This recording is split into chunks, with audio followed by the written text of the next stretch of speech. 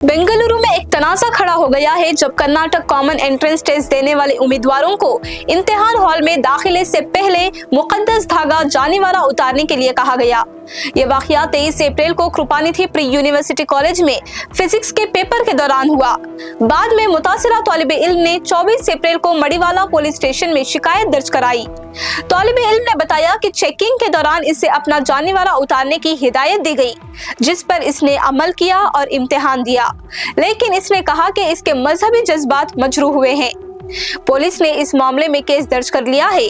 Duty पर मौजूद 3 staff मेंबरान Sudhakar D, Girijamma और सरिता को पूछगछ के लिए तहवील में लिया गया है। कॉलेज इंतजामिया ने भी इन तीनों को इंक्वायरी मुकम्मल होने तक मुअत्तल कर दिया है। कुछ दीगर तलबा ने भी शिकायत की है कि सिक्योरिटी चेकिंग के दौरान बालियां और कलाई के धागे भी उतरवाए गए। एक तौलिब इल्म ने कहा कि धाती अशिया जैसे बालियां उतारना समझ में आता है, लेकिन मजहबी अलामत क्यों? बेंगलुरु अर्बन के डिप्टी कमिश्नर जगदीश जी ने इस मामले की इंक्वायरी का हुक्म दे दिया है। एडिशनल डिप्टी कमिश्नर की क़ियादत में एक कमेटी बनाई गई है जो 2 दिन के अंदर रिपोर्ट पेश करेगी। अपोजिशन लीडर आर अशोका ने इस वाक़े को संजीदा करार देते हुए कहा कि तलबा को मजहबी अलामत उतारने पर मजबूर नहीं किया जाना चाहिए। इन्होंने कहा कि ऐसे इक़दाम से तलबा को ज़हनी अजियत हो सकती है और मुनसिफाना तहक़ीक़ात का मुतालिबा किया। वो इस सिलसिले में बेंगलुरु पुलिस कमिश्नर सुमंत कुमार सिंह से भी मिले। बीजेपी ने रियासती हुकूमत पर तनकीद करते हुए कहा कि ऐसे वाक़या दोबारा नहीं होने चाहिए। पार्टी ने यह भी याद दिलाया कि इससे पहले शिमोगा और बिदर जैसे इजला में भी इस तरह की शिकायत सामने आ चुकी है। रियासती हुकूमत ने पहले ही हिदायत जारी की थी कि इम्तिहानात के दौरान तलबा से ऐसे मजहबी अलामत ना उतरवाए जाएं।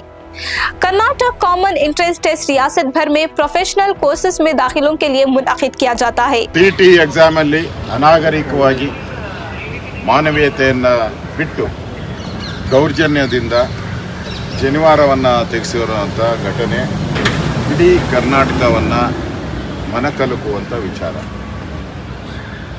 ನಾನು ಕೇಳಿದೆ ಜನಿವಾರವನ್ನು ಯಾವಾಗ ತೆಗಿತಾರೆ ಅಂತ. ಅದಕ್ಕೆ ಉತ್ತರ ಕೊಟ್ಟರು. ಮಗುನೇ ಉತ್ತರ ಕೊಟ್ಟ. ಇಲ್ಲ ಇಲ್ಲಿದ್ದಾನೆ. ಅವರು ತಂದೆ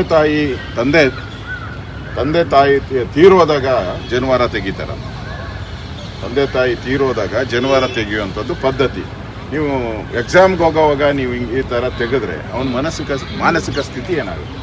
ಇಲ್ಲಿ ಹೈಕೋರ್ಟ್ ಆರ್ಡರ್ ಇದೆ, ಕ್ಲಿಯರ್ ಇದೆ. ಹೈಕೋರ್ಟ್ ಆರ್ಡರ್ ಹೋದ ವರ್ಷ ಆದಾಗ ಹೈಕೋರ್ಟ್ ಆರ್ಡರ್ ಕ್ಲಿಯರ್ ಆಗಿದೆ.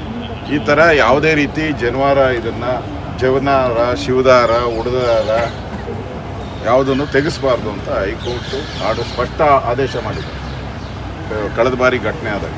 ಇಷ್ಟಾದ ಮೇಲೂ ಸರ್ಕಾರಕ್ಕೆ ಜ್ಞಾನ ಇಲ್ಲ, ಮಾನ ಮರ್ಯಾದೆ ಇಲ್ಲ ಅಂದರೆ ಏನು ಹೇಳಬೇಕು ಸರ್ಕಾರಕ್ಕೆ?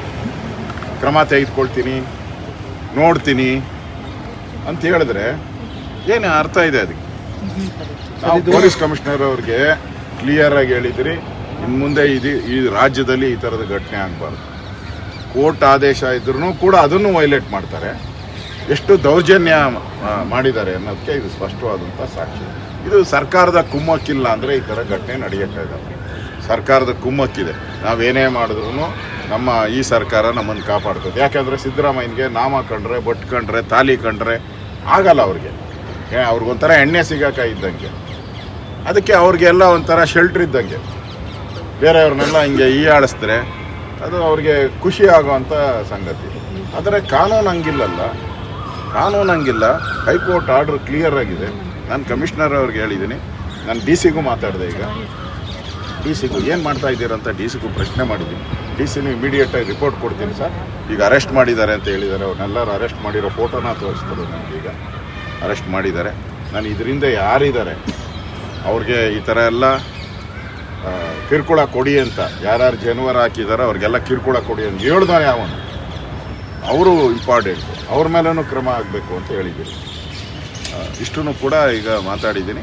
ಪೊಲೀಸ್ ಕಮಿಷನರು ಸ್ಪಂದನೆ ಮಾಡಿದ್ದಾರೆ. ನಾನು ಮತ್ತು ತೇಜಸ್ವಿ ಸೂರ್ಯ ಅವರು ಅಷ್ಟೇ. ನಾನು 1 ಗಂಟೆಗೆ ಫೋನ್ ಮಾಡಿದ್ರು.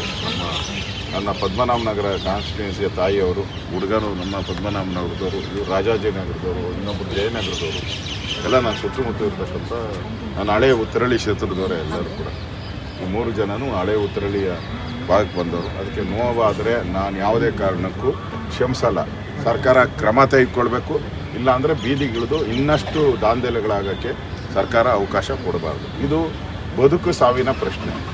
ಆ ಮಗುವಿನ ಅವನು ಅವನು PUCಯಲ್ಲಿ 96% PUCಯಲ್ಲಿ 96% ತೊಗೊಂಡಿದ್ದಾನೆ. ಈಗ CETಗೆ ಹೋಗ್ಬೇಕು.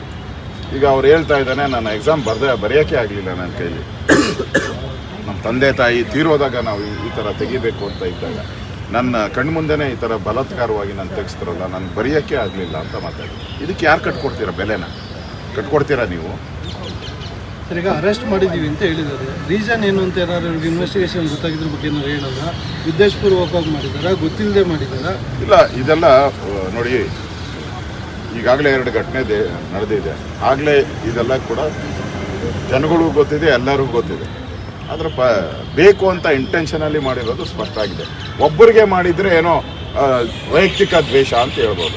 ಒಬ್ಬರಿಗೆ ಮಾಡಿದರೆ, ಒಬ್ಬರಿಗೆ ಮಾಡಿಲ್ಲ, ಸುಮಾರು 15-20 ಜನಕ್ಕೆ ಮಾಡಿದ್ದಾರೆ. ಅದರಲ್ಲಿ 6 ಜನ ಬಂದು ನಮ್ಮ ಹತ್ರ ಹೇಳ್ತಾ ಇರೋರು. 6 ಜನ ಓಪನ್ ಆಗಿ, ಇನ್ನು ಉಳಿದವರೆಲ್ಲ ಭಯ ಬೀಳ್ತಾ ಇದ್ದಾರೆ, ನಾಳೆ ನಮಗೇನೋ ತೊಂದರೆ ಕೊಟ್ಬಿಡ್ತಾರೆ ಅಂತ ಭಯ ಬೀಳ್ತಾ ಇದ್ದಾರೆ. ಇನ್ನೆಷ್ಟು ಜನಕ್ಕೆ ಮಾಡಿದಾರೋ ಗೊತ್ತಿಲ್ಲ. ಇದು ಕೊನೆ ಎಂಡ್ ಆಗಬೇಕು.